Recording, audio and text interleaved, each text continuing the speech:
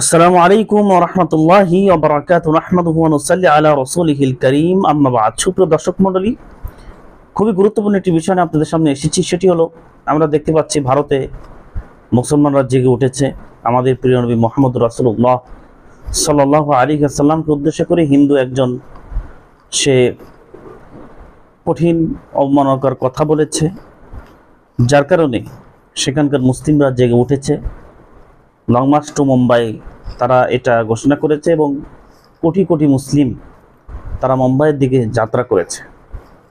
কট্টরবাদী হিন্দুপন্থী BJP নেতা এটাকে support করেছে, তাই সে হুমকি দিয়েছে যে দরকার হলে মসজিদে, মুসলমানদের মসজিদে গিয়ে তারা নাকি মারবে।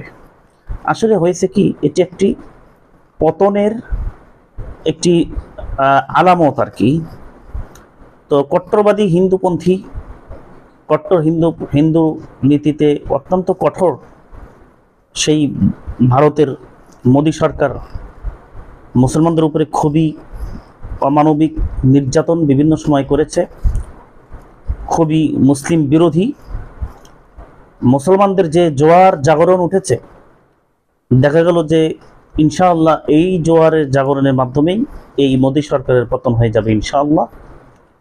এবং খুব বেশি দূরে নাই, সামনে পরিস্থিতি যেটা হচ্ছে সেটি হলো যে আগামীতে খুব দ্রুতই ইনশাআল্লাহ হিন্দুস্তান এটি বিজয় হবে, মুসলমানদের আওতায় চলে আসবে গোটাল হিন্দুস্তান, এটি হয়ে যাবে মুসলিম স্থান তথা মুসলমানের একটি অন্যতম ভূমি এবং সারা বিশ্বের সবচেয়ে বড় মুসলিম কান্ট্রি হিসেবে পরিচিত লাভ করবে ইনশাআল্লাহ। হিন্দুস্তান মানে হিন্দুদের থাকার জায়গা, সেটি মুসলিমদের মাধ্যমে এত সংখ্যক মুসলিম হয়ে যাবে, মুসলিমদের আয়ত্তে চলে আসবে, যার কারণে সেটি বলা চলে মুসলিম স্থান। বলতে পারেন পাকিস্তান বললেন না কেন, কারণ পাকিস্তান কেন বলবো, পাকিস্তান তো আলাদা রাষ্ট্র। পাকিস্তানের জায়গাতেই আছে, এটি হয়ে যাবে নতুন একটি নাম, হিন্দুস্তান আর থাকবে না।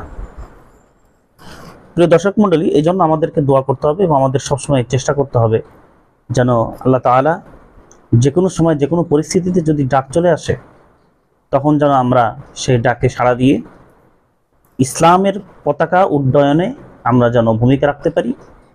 সেই ভূমিকা রাখতে গিয়ে যদি আমাদের জীবন চলে যায়, সেক্ষেত্রে আমরা শহীদ হব, নির্ভেজাল শহীদ, যে শহীদের মধ্যে কোনো ব্যাখ্যা নাই, নানান ধরনের মারপ্যাচ ঘুরিয়ে ফিরিয়ে শহীদ বলার কোনো সুযোগ নাই, একেবারে খাঁটি শহীদ।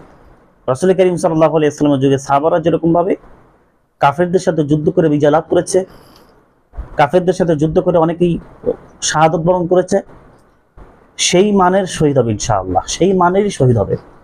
কারণ এখানে লড়াইটা হবে মুসলিমে না, এখানে লড়াইটা কোনো সম্পদ নিয়ে না, লড়াইটা কোনো এরকম ব্যক্তিগত সম্পত্তি না, লড়াইটা হবে একমাত্র আল্লাহর সন্তুষ্টির উদ্দেশ্যে। মুসলিম এবং অমুসলিমদের মাঝে লড়াই হবে, যার একমাত্র উদ্দেশ্য থাকবে আল্লাহর ইলাই কালিমাতিল্লাহ, আল্লাহর কালিমাকে সমুন্নত করা, ইসলামকে বিজয় করা, মুসলিমকে শক্তিশালী করা। সেই লক্ষ্যে যারা সেই যুদ্ধে অংশগ্রহণ করে যারা শাহাদত বরণ করবে, নিঃসন্দেহে তারা শহীদের মর্যাদা লাভ করবে, এতে কোনো সন্দেহ নাই।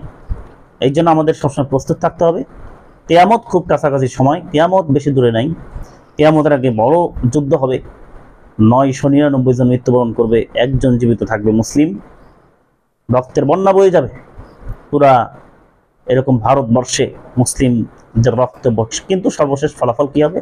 সর্বশেষ ফলাফল মুসলিমদেরই বিজয় হবে ইনশাআল্লাহ।